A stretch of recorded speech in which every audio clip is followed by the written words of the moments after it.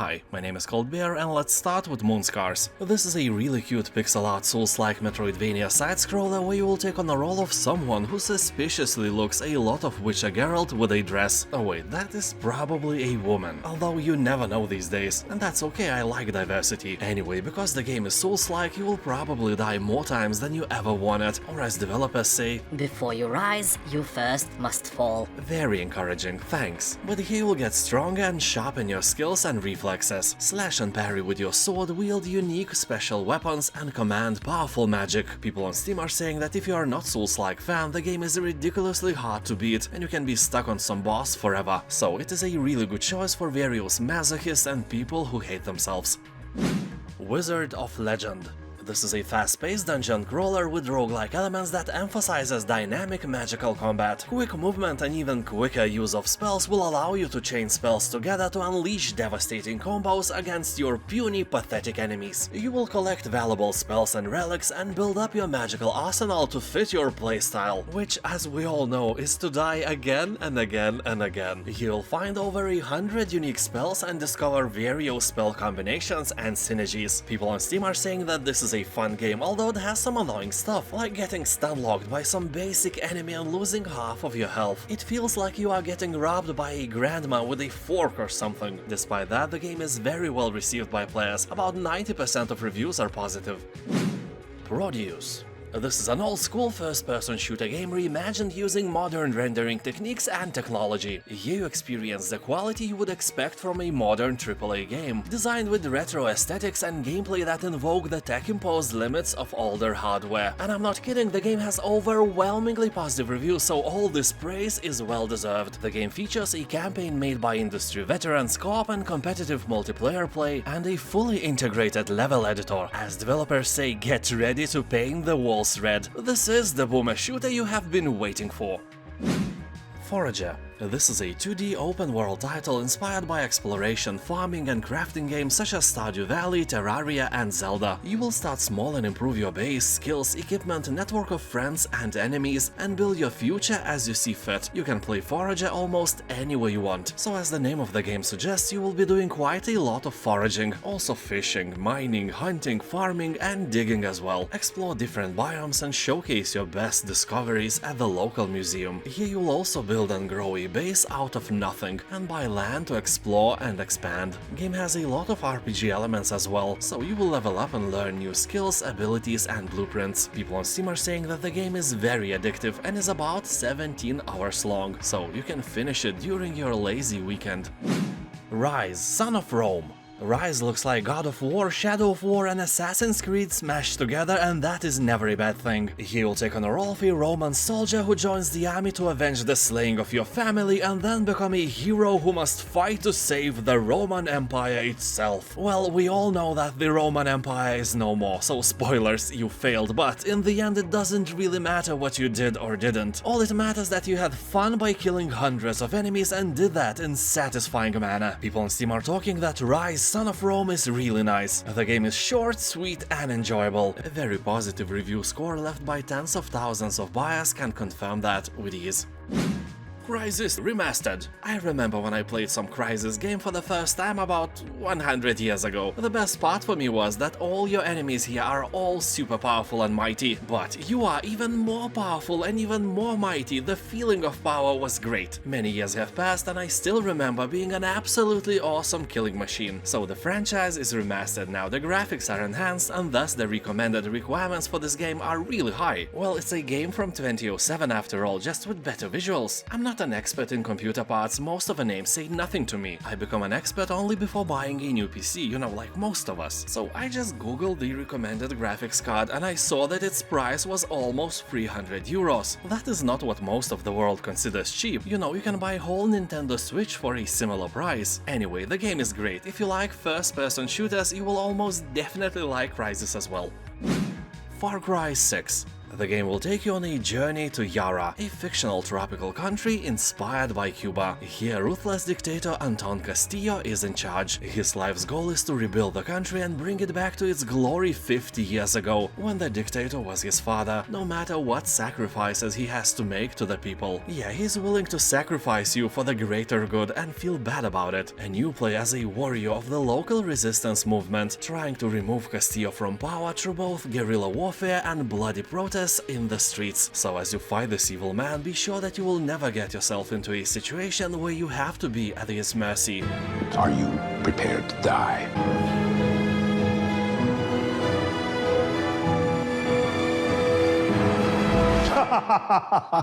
I was acting.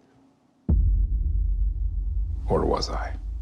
Yeah, because when you see Giancarlo Esposito as a bad guy, you know that he will do anything to achieve his goal, so fighting a boss like that is a serious business that will not let you make any mistakes.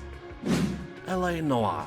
This is a violent crime thriller that blends action with true detective work. You will search for clues, chase down suspects and interrogate witnesses as you struggle to find the truth in a city where everyone has something to hide. And when you try to unearth the sinister secrets, there is a huge chance that someone will try to silence you for good. During Hollywood's golden age, you play as LAPD detective thrown headfirst into a city drowning in its own success. Corruption is rampant, the drug trade is exploding and murder rates are at an all-time high. So in your fight to climb the ranks and do what's right, you must unravel the truth behind a string of arson attacks, racketeering conspiracies and brutal murders. People on Steam are saying that civilian casualties are just a part of the job, and the game itself is like a noir GTA 5.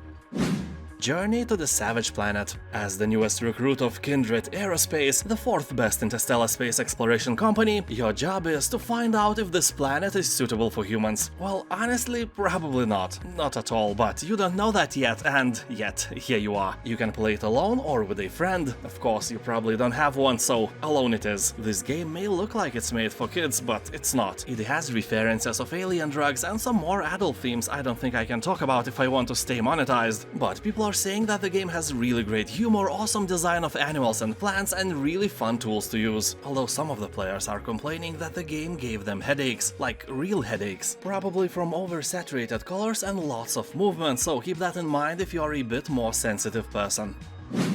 Lucius. You will play as a boy who was born on a date with a lot of sixes. Of course, because your name is Lucius, a derivative from Lucifer, and, you know, surprise surprise, it turns out that you are some kind of a devil's child. What? The fun part of this game is that you have supernatural powers, some telekinesis, some mind control and some regular scheming. Killing anyone that moves while being cute and little is cool and not creepy at all, right? So in each level you will solve adventure game style puzzles in order to murder someone. So exciting. There are 3 parts of a game, well 4 if you include Lucius D-Make, so in case of loving the game, your free time is covered quite well. And as one review on Steam said, this game is a perfect little gift for your Christian friends.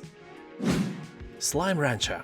Last time I checked, it held 18th place among the best games on Steam. Yeah, it is ranked higher than Counter-Strike, Half-Life 2, Dishonored or Fallout New Vegas. Incredibile. So this is a charming first-person sandbox experience. You will play a plucky young rancher who sets out for a life 1,000 light years away from Earth. Each day will present new challenges and risky opportunities as you attempt to amass a great fortune in the business of slime ranching. Collect colorful slimes, grow crops, harvest resources and explore the untamed wilds. Also here you can complete daily requests from other ranchers to get bonus rewards. Earn money to upgrade your stuff, build more corals and expand your ranch. This is a relaxing and fun game, very suitable after a hard work day or as a casual time burner when you have nothing else to do. Well, in that case you can go and make delicious potato salad instead.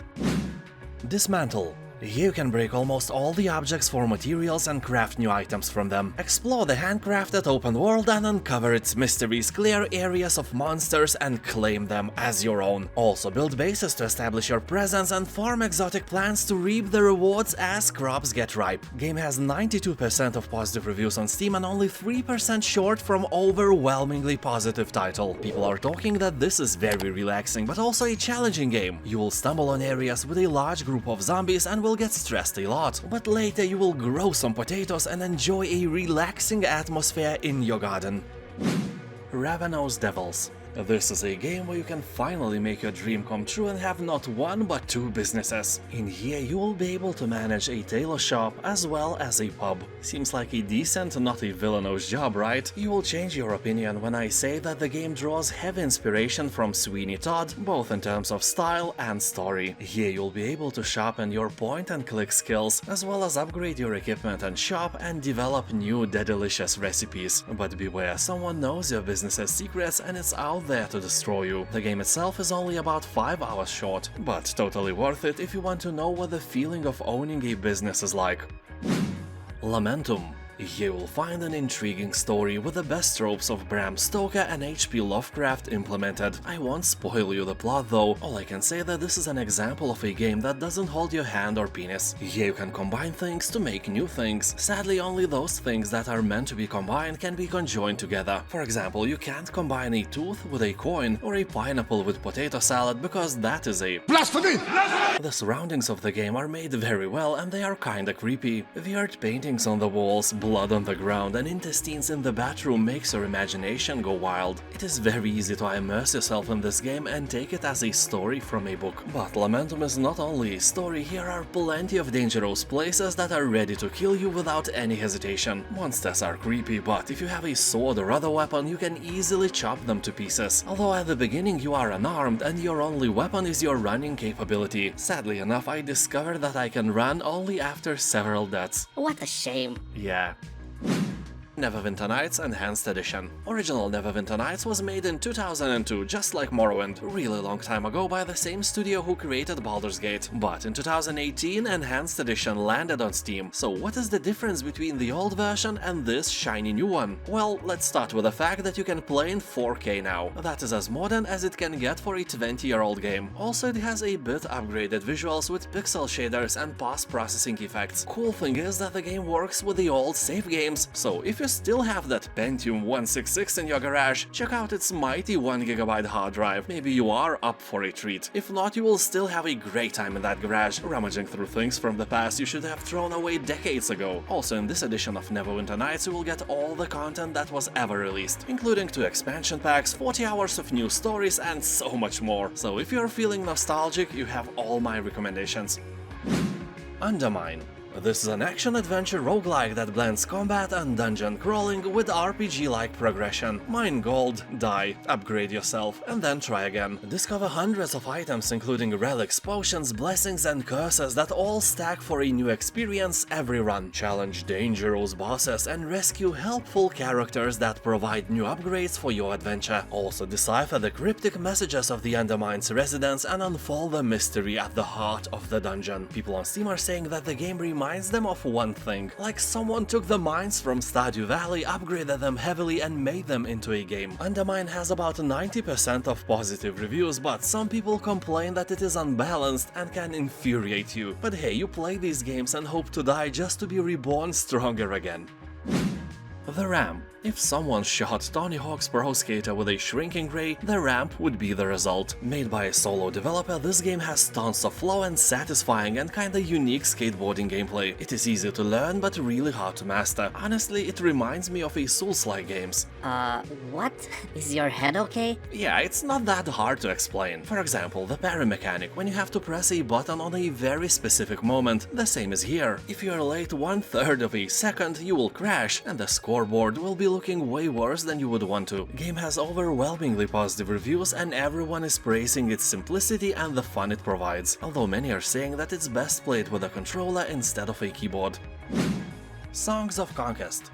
It's a nice pixel art Heroes of Might and Magic clone. If you are a fan of the series, you may have only one question: is it good? And yeah, I can absolutely assure you that you may treat it as a graphic spin-off of the series. It has almost everything you may want from a game like that. When I played it, I had the feeling that if you gave the same task of Please make me Heroes 3 to 2 different teams, then Songs of Conquest could be the alternative pixel art Heroes 3 we never had until now. So, is it a modern game filled with novelties and originality? No. Is it a nostalgic, really beautiful alternative Heroes 3 game we actually want? Yes, it is. Although, if you are allergic to pixels, it's not for you, avoid. Also, Songs of Conquest have no town screens. I think it's the biggest flaw and the reason I don't play it anymore. I want my town screens, I can't do anything about that. Mordhau. If you ever played Chivalry, you probably know that this is a PvP hack-and-slash mosh pit, which kinda resembles medieval Counter-Strike. You can choose a handful of pre-made classes, or you can make your own and fight against other players. Do that in a variety of modes, ranging from simple team deathmatch to large-scale battles complete with horses and siege weapons. Game has really great combat, but like Chivalry, it gets old really quickly. Despite that, it is a really fun experience, and the game usually hovers around a very positive review score on Steam. Just promise me one thing: when you launch it for the first time, don't think that the game is bad just because you die all the time. It is not. It's you. You are a bad player. But if you continue grinding, you will get good, and then you can swing a sledgehammer while shirtless to annoy various noobs. Valfaris.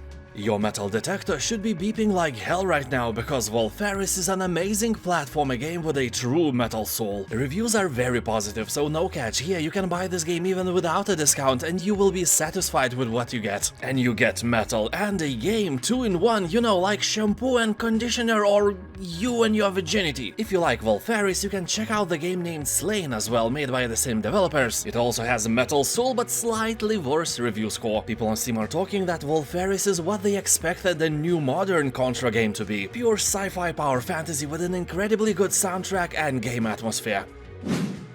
Chorus.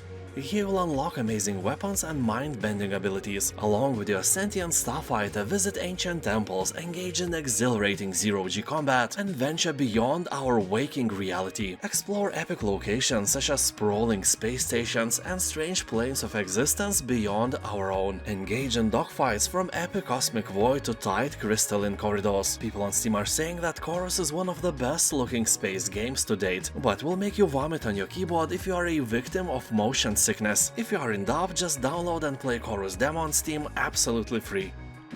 Hand of Fate 2. This is a dungeon crawler set in a dark fantasy world. Here you'll try to master a living board game, where every stage of the adventure is drawn from a deck of legendary encounters chosen by you. So choose wisely. Your opponent, the enigmatic dealer, will try to make you feel helpless and pathetic. People on Steam are saying that the combat is a bit clunky, but the atmosphere, art style, and the narration of the game makes Hand of Fate really enjoyable and fun. Although keep in mind that the game is kinda difficult, also heavily based on luck. You know, it's a card game after all. And that may be frustrating if you have an unlucky day when everything falls apart. So before playing, throw a coin into the air 3 times and try to guess heads or tails. If you'll be correct at least 2 times, play the game. Luck is with you today. And what if this was the last drop of luck? What if guessing heads or tails right was the luckiest thing that happened today? Well, in this instance, I'll think you'll know that you are screwed right away. Game is not forgiving. Vaporum. This is a grid-based single-player and single-character dungeon crawler RPG set in an original steampunk setting. The game is obviously inspired by old-school games like Dungeon Master, The Eye of the Beholder series, and the most recent Legend of Grimrock. So here, stranded in the middle of an ocean in front of a gigantic tower, you have to find out what the place is, what happened here, and most importantly, who are you and where the secret beer stash is. Game looks beautiful, so if you like dungeon crawlers, keep in mind that this one has very positive reviews on Steam and is a true gem for your collection. Book of Demons. It is a surprisingly good game, ignored by many just because of how it looks. It has great lighting effects, but those paper figures are definitely not for everyone. Anyway, here you can decide the length of the quests, wield magic cards instead of weapons, and slay armies of darkness in the dungeon below the old cathedral. Yeah, I bet you heard that somewhere. People on Steam are talking that Book of Demons has great replayability with a variety of combinations, interesting art direction, and fast, non-boring gameplay. Although some are saying that the game can become a bit monotonous, but I'm pretty sure that it can happen because of the skills and spells you use. If your build is not fun enough, you will get not enough fun. Simple, right? So Google some nice builds before you play. Let there be a bit of Book of Demons among big boobed MILFs in your search history. Anyway, the game has 91% of positive reviews and it's kinda cheap. Alan Wake. On Steam it has 90% of positive reviews, so that should keep your attention here. And while Alan Wake is a bit older game, it only means that it stood the trials of time really well. It is presented in the style of a TV series and features action as well as storytelling sequences. As you dive deeper and deeper into the mystery, you'll face overwhelming odds, plot twists, and cliffhangers. Yeah, actual cliffhangers in the game, that's cool. It's only by mastering the fight with light combat mechanic that you can stay one step ahead of the darkness. I should probably say that this is a full version of the game, with all the DLCs, improved resolution and all the other stuff you don't really care about if you never played the game. It's good, I do recommend it. Thank you for watching, have a nice day! And I'll see you next time. Bye.